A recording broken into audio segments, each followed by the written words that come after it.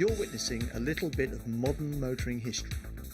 Hundreds, possibly thousands of us media tarts attending the launch of the most intriguing car of the 1990s.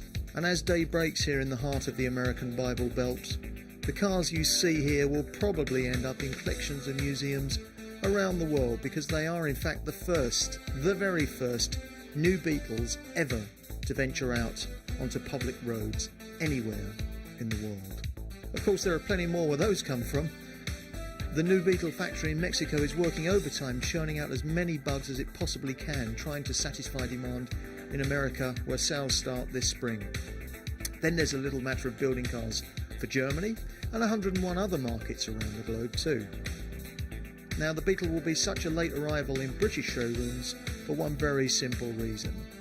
Left-hand drive versions are the priority and are built first. Right hookers, the ones we want, will be made when the Mexicans get around to it. Like I say, they're promising to lay off the tequila and the tacos and start deliveries to the UK by early 1999. But don't hold your breath, I reckon they'll be later than that. As you can see, the front end of the new Beetle looks remarkably similar to the original, if you ignore those classy Porsche 911-like headlamps for a moment. And the car looks especially good in this magnificent metallic silver. But no matter what shade the car is, its side and rear views are absolutely spot on. But anybody who dares criticise the new Beetle's architecture is off their trolley. The hard-to-impress journalists from around the world are saying that, and so are the top designers who don't even work for VW but admire the new Beetle enormously. And most important of all, the ordinary men and women in the street loved this car when they saw it in and around Atlanta. It didn't matter whether they were rednecks and good old boys in pickup trucks, or they were office girls in their cheap sports cars. They all fell in love with the new Beetle, male or female. And I have to say, so did I. The overall appearance gets a 10 out of 10.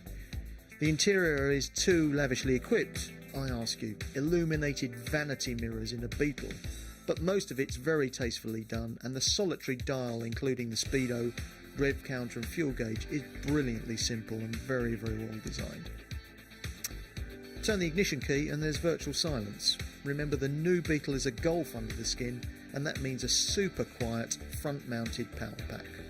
In fact, too quiet for my liking.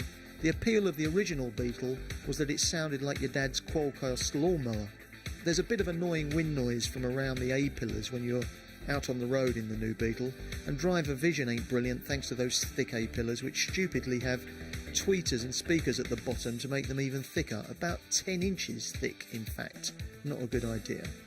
And while we're picking up on the Beetle's negative points, the rear headroom is an absolute joke. But the new Beetle's plus points outweigh the bad by about, 100 to 1.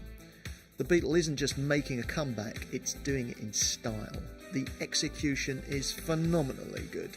The car looks great in pictures, on motor show stands and on the road where it counts.